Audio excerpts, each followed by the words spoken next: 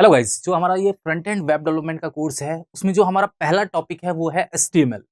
आज हम एचटीएमएल से स्टार्ट करेंगे। एचटीएमएल में हम पूरा प्रोसेस देखेंगे। एचटीएमएल आगे क्या-क्या करेगा, एचटीएमएल में टैग्स क्या-क्या होते हैं, ये सारा हम प्रोसेस देखेंगे।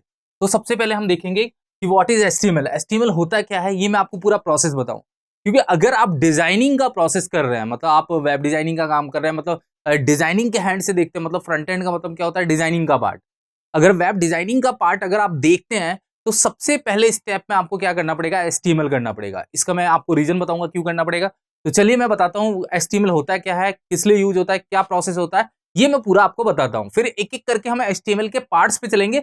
वो पूरा काम क्या होगा, प्रैक्टिकली होगा। ये केवल मैं बता रहा हूँ कि एचटीएमएल होता है क्या है और कहाँ पे यूज होता है। देखिए सबसे पहला है, यहाँ पे एक चीज नोटिस करिए, यहाँ पे लिखा है कि एचटीएमएल में व्हाट इज एचटीएमएल में सबसे पहला है HTML stands hyper text markup language. देखिए ये एचटीएमएल की फुल फॉर्म है। फुल फॉर्म क्या है, हाइपर टेक्स्ट मार्कअप लैंग्वेज। अब देखिए इसका मतलब मैं आपको बता देता हूँ, हाइपर टेक्स्ट मार्कअप लैंग्वेज का मतलब क्या हुआ। देखिए यहाँ पे नोटिस करिए, हाइपर टेक्स्ट मार्कअप लैंग्वेज क्यों कहते हैं। देखिए हाइपर का मतलब होता है लिंक। मतलब लिंक का मतलब क्या होगा कि मान लो आप एक वेबसाइट बनाएंगे तो वेबसाइट में एक पेज तो होगा नहीं, मल्टीपल पेजेस होंगे। तो वहां पे आप एक पेज से दूसरे पेज को क्या करेंगे, लिंक करेंगे। हाइपर मतलब लिंकिंग का काम होने वाला है यहाँ पे, लिंक। मतलब टेक्स्ट मतलब कंटेंट। आपकी पेज के अंदर क्या रहेगा, कंटेंट रहेगा। मार्कअप लैंग्वेज का मतलब ये हुआ कि ये जो एचटीएमएल है ये कोई प्रोग्रामिंग लैंग्वेज नहीं है, ये एक मार्कअप लैंग्वेज है। मार्कअप लैंग्वेज का काम केवल क्या होगा, ये डिजाइनिंग पर्पस के लिए काम आएगी। तो मार्कअप लैंग्वेज में होते हैं टैग्स, मतलब ये टैग्स पे डिपेंड होगी।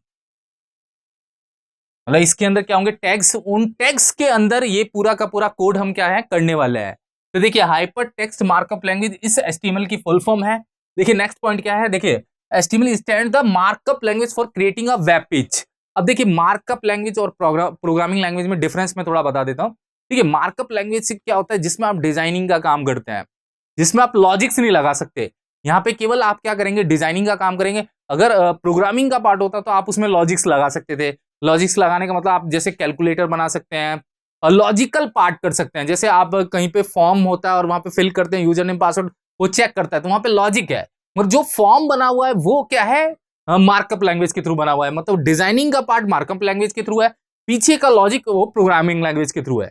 तो प्रोग्रामिंग लैंग्वेज जो हम वेबसाइट के साथ में यूज करने वाले हैं वो पीएचपी होता है, जो हम सर्वर साइड पे यूज करेंगे।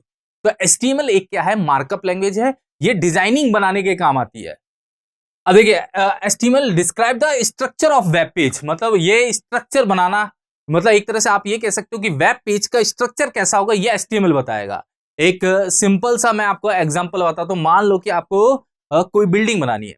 तो बिल्डिंग बनाने के लिए आप डायरेक्ट ही बिल्डिंग नहीं बनाएंगे, उसके लिए आपके पास एक स्ट्रक्चर या ढांचा होना चाहिए, तब आप बिल्डिंग को बना सकते हैं। ऐसे ही क्या करता है एचटीएमएल भी, क्या करता है आपको स्ट्रक्चर बनाने का ऑप्शन देता है कि आप यहाँ पे स्ट्रक्चर बना सकते हैं वेबसाइट का। और वेबसाइट का जो स्ट्रक्चर बनाएंगे वो आप क्या कर सकते हैं, ब्राउजर पे रन कर सकते हैं। तो आप एक तरह से ये कह सकते हैं ये स्ट्रक्चर बनाने के काम आएगा या लेआउट बनाने के काम आएगा। आप इसको लेआउट भी कह सकते हैं। तो दोनों प्रोसेस के लिए हम किसका यूज करेंगे, एचटीएमएल। देखिए केवल लेआउट, मैं उसको गुड लुकिंग करने की बात नहीं कर रहा हूं। एक सिंपल सा ढांचा बनाना है। मान लो यहाँ पे पैराग्राफ होगा, यहाँ पे हेडिंग होगी, यहाँ पे कंटेंट होगा, यहाँ पे इमेज होगा। तो ये सारा काम हम किसके थ्रू करने वाले हैं, एचटीएमएल के थ्रू करने वाले हैं।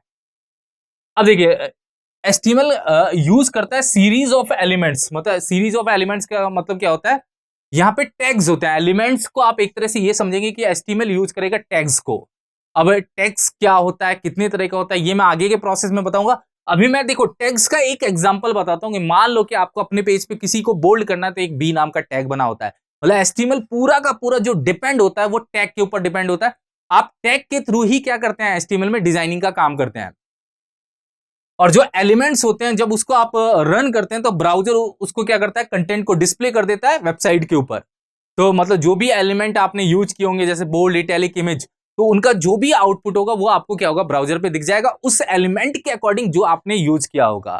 तो ये सारे फैक्टर्स हैं कि एचटीएमएल होता क्या है, एचटीएमएल की फुल फॉर्म क्या होती है, किस लिए काम आता है, स्ट्रक्चर लेआउट क्या होता है, ये पूरा प्रोसेस मैंने क्या किया है अभी बताया है।